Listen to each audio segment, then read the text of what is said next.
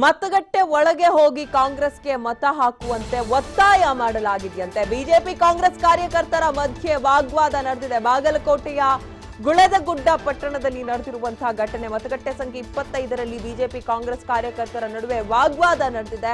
ಸ್ಥಳಕ್ಕೆ ಆಗಮಿಸಿ ಪೊಲೀಸರು ಪರಿಸ್ಥಿತಿಯನ್ನ ತಿಳಿಗೊಳಿಸಿದ್ದಾರೆ ಅನ್ನುವಂತಹ ಮಾಹಿತಿ ಸಿಗ್ತಾ ಇದೆ.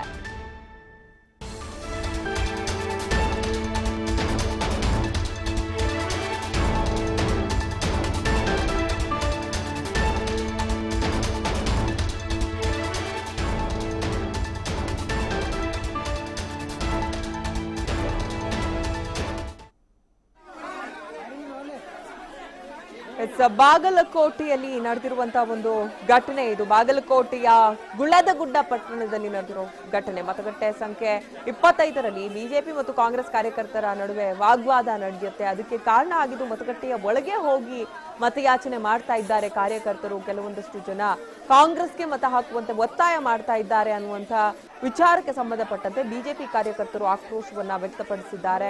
ಎಲ್ಲೋ ಒಂದು ಕಡೆ ಪರಿಸ್ಥಿತಿ ಕೈಮೀರಿ ಹೋಗ್ತಾ ಇದೆ ಅನ್ನುವಂತ ಸಂದರ್ಭದಲ್ಲಿ ಪೊಲೀಸರೇ ಮಧ್ಯ ಪ್ರವೇಶ ಮಾಡಬೇಕಾಯಿತು. ಸ್ಥಳಕ್ಕೆ ಆಗಮಿಸಿ ಪರಿಸ್ಥಿತಿಯನ್ನ ಪೊಲೀಸರು ಹತೋಟಿಗೆ ತಂದಿದ್ದಾರೆ ಅನ್ನೋದು ನಮಗೆ ಸದ್ಯಕ್ಕೆ ಸಿಗ್ತಾ ಇರುವಂತಹ ಮಾಹಿತಿ.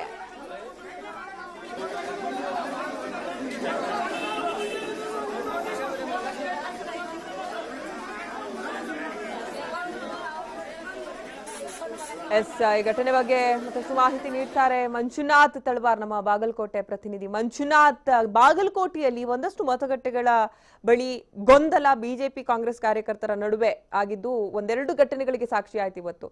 ಯಾಕೆ ಹಿಂಗಾಯ್ತು ಮತ್ತೆ ಮತದಾರರು ಏನ್ ಹೇಳ್ತಾರೆ?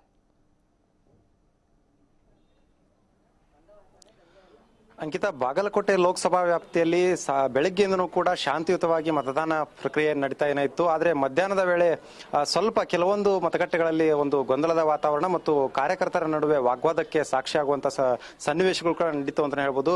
ಅದರಲ್ಲಿ ಪ್ರಮುಖವಾಗಿ ಬಾಗಲಕೋಟೆ ನಗರದ ಏನು ಪಂಕಾ ಮಸೀದಿ ಬಳಿ ಇರುವಂತಹ ಮತಗಟ್ಟೆ ಸಂಖ್ಯೆ 2ರ ಬಳಿ ಕಾಂಗ್ರೆಸ್ ಮತ್ತು ಬಿಜೆಪಿ ಕಾರ್ಯಕರ್ತರ ನಡುವೆ ಒಂದು ವಾಗ್ವಾದ ಗಲಾಟೆ ಹಂತಕ್ಕೆ ತಲುಪಿ ಕೊಂಚ ಮಟ್ಟಿಗೆ ಒಂದು ಪ್ರಕ್ಷುಬ್ಧ ವಾತಾವರಣ ನಿರ್ಮಾಣ ಆಗುವಂತ ಸಂದರ್ಭ ಎದುರಾಗಿತ್ತು. ಬಳಿಕ ಏನಂತಂದ್ರೆ ಪೊಲೀಸರು ಕೂಡ ಸಾಕಷ್ಟು ಹರಸಾಹಸವನ್ನ ಪಟ್ಟು ಲಘು ಲಾಠಿ ಪ್ರಹಾರದ ಮೂಲಕ ಇಲ್ಲಿ ಪರಿಸ್ಥಿತಿಯನ್ನ ತಿಳಿಗೊಳಿಸುವಲ್ಲಿ ಯಶಸ್ವಿಯಾದರು. ಬಳಿಕ ಮತ್ತಷ್ಟು ಹೆಚ್ಚಿನ ಭದ್ರತೆಯನ್ನ ಈ ಒಂದು ಮತಗಟ್ಟೆಗಳ ಬಳಿ ಹಾಕಿರುವಂತದ್ದು. ಇದಾದ ಬಳಿಕ ಏನಂತಂದ್ರೆ ಬಾಗಲಕೋಟೆ ಜಿಲ್ಲೆಯ ಬದಾಮಿ ತಾಲೂಕಿನ ಗುಳದಗುಡ್ಡದಲ್ಲಿ ಅಂದ್ರೆ ಮತಗಟ್ಟೆ ಸಂಖ್ಯೆ 25ರಲ್ಲೂ ಕೂಡ ಇದೇ ರೀತಿಯಾದಂತಹ ಒಂದು ಘಟನೆ ನಡೆದಿರುವಂತದ್ದು. ಅಲ್ಲಿಯೂ ಕೂಡ ಅಂದ್ರೆ ಏನು ಕಾಂಗ್ರೆಸ್ ಪಕ್ಷದ ಕಾರ್ಯಕರ್ತರು ಮತಗಟ್ಟೆ ಒಳಗಡೆ ಹೋಗಿ ಆ ಮತದಾರರನ್ನ ಕಾಂಗ್ರೆಸ್ ಪಕ್ಷಕ್ಕೆ ಮತ ಹಾಕಬೇಕು ಅಂತ ಹೇಳಿ ಒತ್ತಾಯವನ್ನ ಮಾಡ್ತಿದ್ರು ಅಂತಕ್ಕಂಥದ್ದು.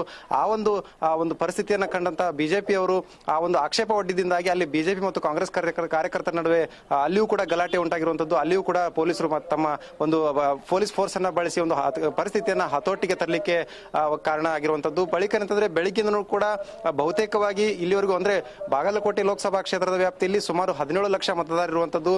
ಕಳೆದ ಬಾರಿ ಒಂದು ಚುನಾವಣೆಗೆ ಹೋಲಿಸೋದಾದ್ರೆ 71.51% ಮತದಾನ ಇಲ್ಲಿ ಆಗಿತ್ತು. ಆದರೆ ಇವತ್ತು ಈ ಬಾರಿ ಒಂದು ಮತದಾನ ಶೇಕಡಾವಾರು ನೋಡೋದಾದ್ರೆ 3 ಗಂಟೆವರೆಗೆ 51.51 ಒಂದು ಮತದಾನ ಪ್ರಕ್ರಿಯೆ ಆಗಿದೆ. ಆದರೆ ಇನ್ನೂ 3 ಗಂಟೆಗಳು ಅಂದ್ರೆ ಈಗ ಸದ್ಯಕ್ಕೆ 5 ಗಂಟೆ 15 ನಿಮಿಷಗಳಾಗಿರುವಂತದ್ದು. ಇನ್ನೂ 45 ನಿಮಿಷಗಳು ಬಾಕಿ ಇರುವಂತದ್ದು.